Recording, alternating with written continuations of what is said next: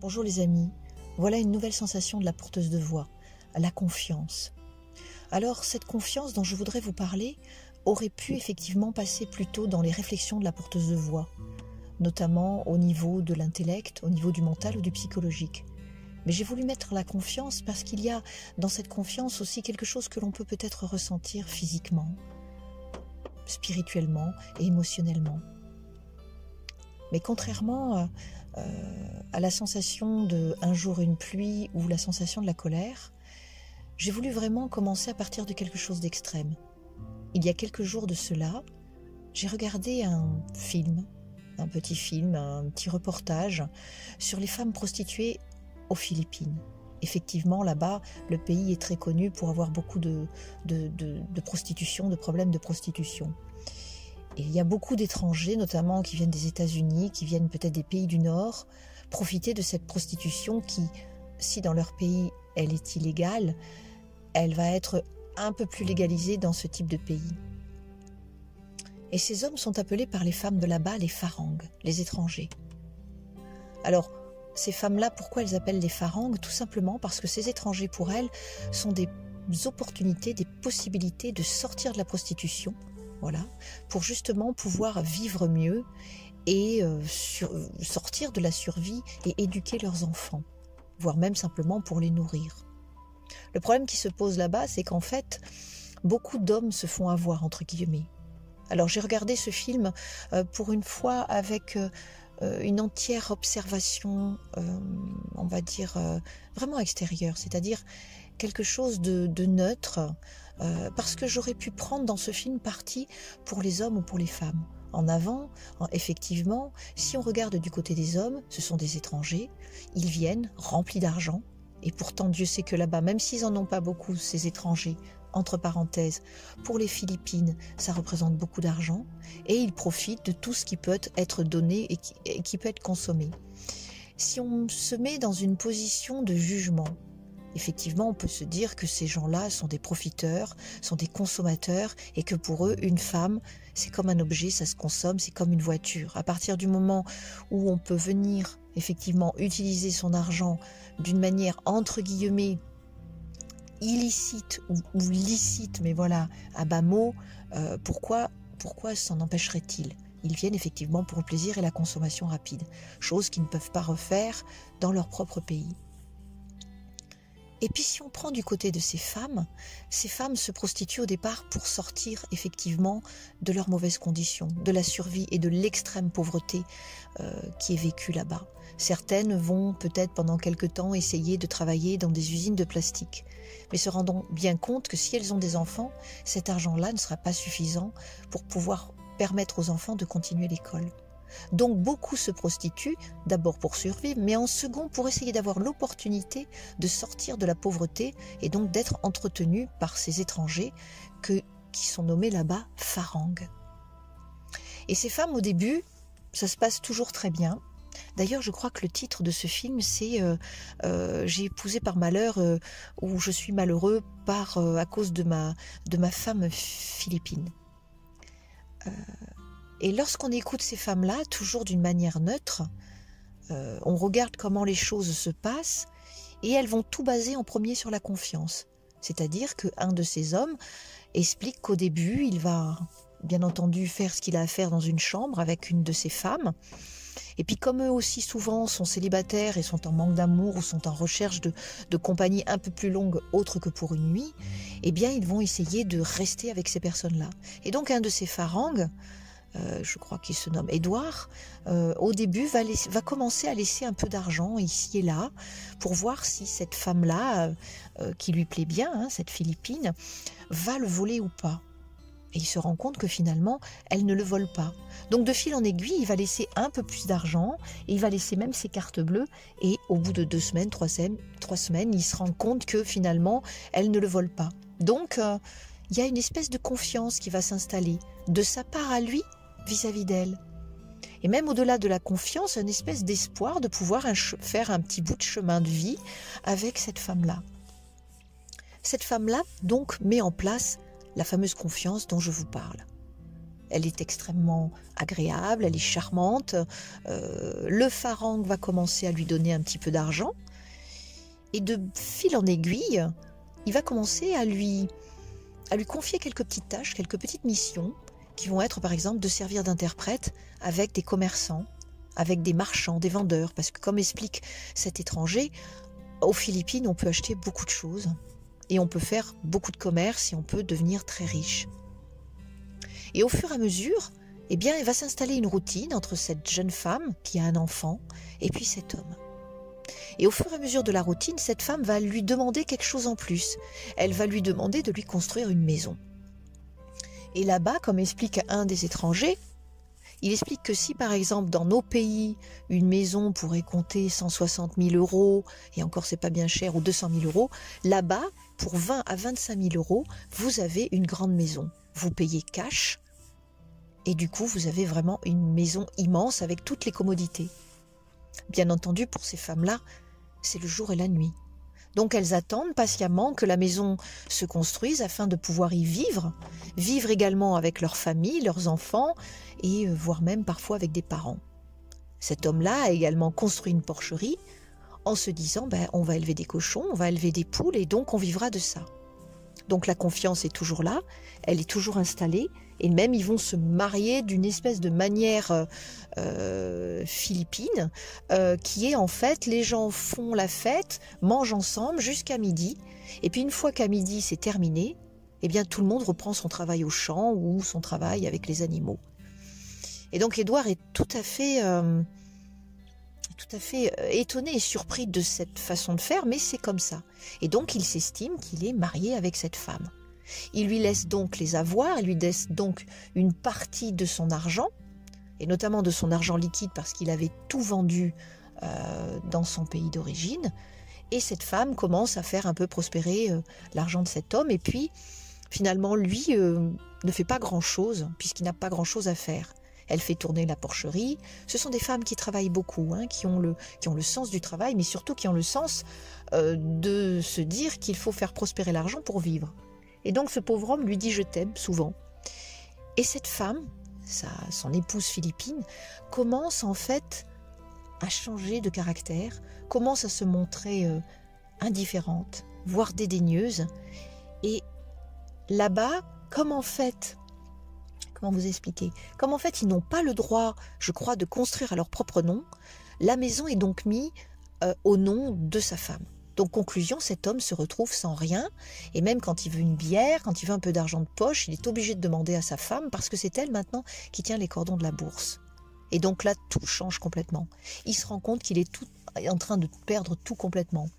Il lui dit qu'il l'aime et elle lui répond « mais ton amour de merde, c'est pas ça qui va me faire manger et qui va me nourrir. » Donc elle est très pratico-pratique. Ça veut dire que ces femmes, lorsqu'elles épousent, entre guillemets d'une manière, à leur façon de leur pays, lorsqu'elles épousent en fait ces hommes, pas mal de ces femmes ont dans l'idée ensuite de faire partir l'homme et de garder la maison.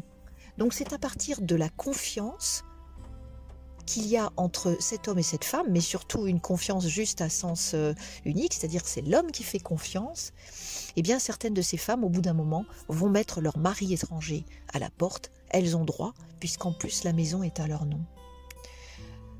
Donc j'ai continué un petit peu à regarder ce reportage. Toutes n'y arrivent pas. Certaines ont décidé de quitter la prostitution, de revenir dans des usines, mais sont obligées de repartir dans la prostitution pour faire vivre leur famille. Certains étrangers restent aux Philippines, réussissent plus ou moins à avoir une relation de tendresse avec ces femmes, mais beaucoup repartent une fois que les poches sont vides et que finalement ces femmes leur ont pris toute leur possession. Donc j'ai pas de jugement, parce que d'un côté, si j'avais un jugement moi en tant que femme, je me dirais mais c'est vrai que ces hommes, et je vais me permettre d'intervenir et de dire c'est vrai que ces hommes sont dégueulasses, ce sont des salauds, ils viennent comme des nantis, ils profitent des femmes comme des objets, comme des objets sexuels, et puis éventuellement soit ils se mettent avec l'une et continuent peut-être encore à faire en sorte que ces femmes se prostituent, mais et encore, soit effectivement ils repartent une fois qu'ils ont fini et qu'ils n'ont plus d'argent. Ou de l'autre côté, je pourrais me mettre du côté de la femme en disant avoir deux positions. En me disant la première, mais c'est dégueulasse, parce que en fait, ces femmes-là profitent un peu, entre guillemets, de la naïveté de ces hommes. Donc la confiance, c'est vraiment une trahison. Et je pourrais avoir un autre positionnement qui est, après tout, qu'est-ce qui les empêche de faire ça? Après tout, les hommes savent très bien de quoi il en retourne. Chacun est dans sa position, chacun est dans son rôle. Et ces femmes sont déjà pas toujours très bien considérées. Et de plus, lorsqu'elles sont enceintes de ces hommes, beaucoup partent. Et donc les enfants se retrouvent sans père. Et surtout ces enfants qui sont métis sont non seulement sans père et double peine, sont aussi rejetés par le reste de la population. Donc c'est compliqué. Donc je me suis dit, j'ai pas envie de prendre position. Il y a quelques années, je l'aurais fait. Et cette partie-là des sensations de la porteuse de voix pourrait faire partie effectivement des réflexions. C'est-à-dire, comment se bâtit une relation de confiance et qu'est-ce que c'est que la confiance? Quand j'ai terminé le film, je me suis simplement dit, c'est quoi pour toi la confiance? Est-ce que cette confiance-là, j'aurais pu la bâtir de cette manière-là? Je ne sais pas. Je ne sais pas si j'avais été dans cet espace-là, si j'avais été à la place de cette femme, comment j'aurais réagi, et si j'avais été à la place de cet homme, comment j'aurais réagi face à cette trahison. En tous les cas, la seule chose que j'ai pu apercevoir au-delà des images, c'est-à-dire l'émotion derrière en fait ce que montre la caméra, c'était vraiment que l'homme était heureux, qu'il était même étonné d'avoir pu construire une telle relation de confiance. Cet homme s'est même demandé est-ce qu'il pourrait continuer avec cette femme. Et donc la confiance sur ce visage-là, eh bien je me suis dit, toi, imagine qu'est-ce que cet homme aurait pu se ressentir. Qu'est-ce que c'est que de ressentir de la confiance à partir juste de ce cas vraiment extrême. Il y a eu chez cet homme le sourire. Il y a eu une espèce d'affaissement de ses gardes, un amollissement de sa vigilance. Et c'est vrai qu'en fait, la confiance permet à un moment, peut-être non pas de perdre le contrôle, mais d'avoir une vigilance moins accrue. Quelque chose de doux qui se met en soi. Et là, je ferme les yeux pour partir dans les sensations physiques de la confiance. Quand la confiance est là, il y a quelque chose en soi de l'ordre de la dureté qui se casse, qui se décrispe. Et ça peut mettre du temps, cette confiance. Mais c'est comme des petites paillettes dorées. Vous savez, comme quand un enfant vous fait confiance de suite, c'est quelque chose pour lui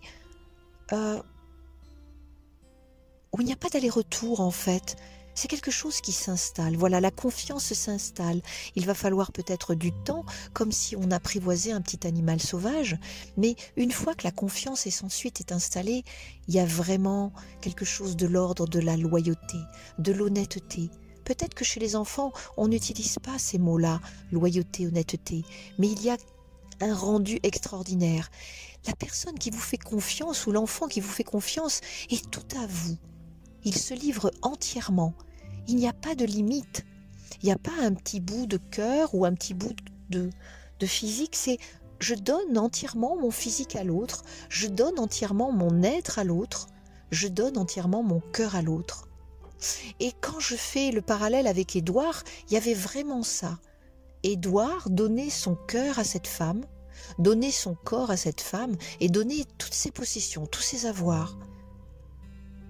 Et il semble qu'effectivement, lorsque la confiance s'installe, il y a une partie de soi qui se donne à l'autre sans chercher à comprendre, sans chercher à avoir des conditions.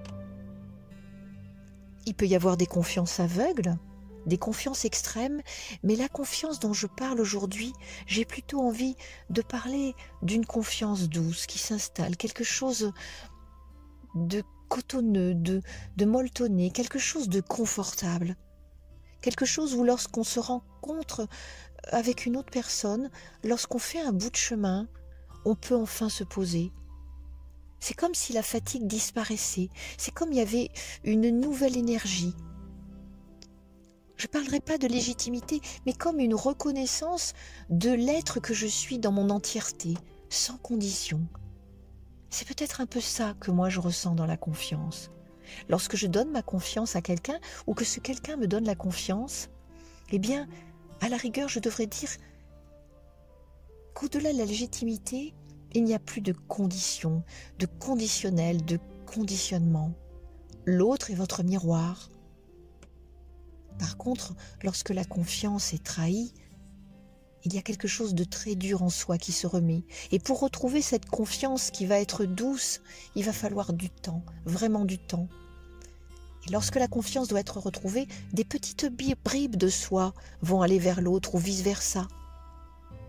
Mais est-ce qu'on sera en capacité de redonner véritablement cette confiance qui est vraiment le don de soi, la livraison de soi, sans condition? Je ne sais pas. Dans les confiances que j'ai autour de mes amis, je peux me livrer. Je me sens libre de mouvement, je me sens libre de penser, je me sens libre d'être. Dans certaines confiances qui ont été écornées, écorchées, je livre quelques petits bouts de moi, mais il y a toujours derrière une condition, voire même un conditionnement de l'habitude, de la réaction. Lorsque la confiance se livre et se donne, en fait, c'est ça, je fais le rapprochement, il n'y a plus de réaction, il y a juste de l'action. Par contre, lorsqu'elle se donne par bribes ou lorsqu'elle a été trahie, il y a de la réaction. Lorsque je parle de la confiance avec mes amis, voyez-vous, au moment où je vous parle ou avec mes enfants, je souris.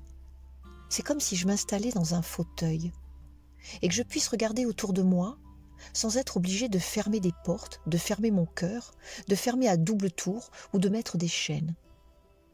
Voilà, c'est ça pour moi la confiance. C'est un petit chemin tranquille. Un petit chemin tranquille sur lequel je n'ai pas besoin de me retourner en arrière toutes les 2 secondes pour voir s'il y a un danger. La confiance n'inclut plus le danger. Elle va au-delà du danger, elle va au-delà de la vigilance. Voilà, j'ai voulu vous partager ces quelques mots à partir d'un reportage qui vraiment m'a posé question. J'ai eu quand même de la peine face à cet homme, face presque à une espèce de naïveté. Et j'ai eu de la compassion face à cette femme, pour qui la confiance devenait calcul. Devenait une espèce de, pas de guerre, mais de bataille, pour arriver ne serait-ce qu'à vivre dignement et convenablement, au pas au-dessus, puisque lorsque l'on regarde dans la maison, ils mangent par terre, ils n'ont pas de voiture, ou ils en ont une, mais bon, voilà. Mais c'est surtout donner les besoins primaires dont son enfant a besoin. Un toit, de la nourriture, l'éducation, la santé. Voyez-vous comment la confiance peut vraiment se délivrer et peut vraiment se reprendre. Et lorsqu'elle se reprend, cette confiance, ça fait des dégâts des 2 côtés. Pas simplement à celui qui l'a installée ou qui a été, entre guillemets, trahi, mais à celui aussi qui l'a utilisée. Parce qu'à force d'utiliser cette confiance-là, ça risque de devenir à certains moments une habitude. Une habitude qui s'installe confortable de se dire « ça marche, donc je vais l'utiliser ». Et le problème qui se pose, c'est qu'après, pour pouvoir de nouveau faire confiance à ces personnes-là, c'est compliqué. Et même pour elles, donner leur confiance, ça va être compliqué. Parce qu'il va s'installer une méfiance chez ces personnes. Et souvent, lorsqu'on utilise la confiance comme ça pour arriver à ses fins, eh bien, il y a aussi quand même une méfiance qui s'installe. Et là, on n'est plus du tout dans la douceur, dans le molletonné. On n'est plus du tout là-dedans. On est dans un rapport de force, dans un rapport de hiérarchie, dans un rapport de comparaison et dans un rapport de survie. Donc voilà, je vous souhaite de continuer à avoir des douces confiances, des doux lâcher-prise dans votre vie. Lâchez la vigilance, lâchez le contrôle pour enfin pouvoir respirer d'une manière profonde, d'une manière simple comme les enfants. Et voyez-vous, au moment où je vous parle, je prends une grande respiration et je relâche. Parce que quelque part, ma manière de parler de la confiance, eh bien, je le fais justement en confiance. Je vous livre ce texte pudique, parti d'une base un peu intellectuelle, émouvante. Et voilà, je fais confiance dans ces sensations qui, j'espère, je vous transmets à chaque fois de ma propre expérience, de mon propre point de vue et qui n'engage que moi, qui est juste un récit et dans lesquels peut-être, j'espère que vous trouverez peut-être du réconfort ou du mimétisme, ou une base de réflexion, ou une base de ressenti et de sensation justement de confiance. Je vous souhaite une bonne journée.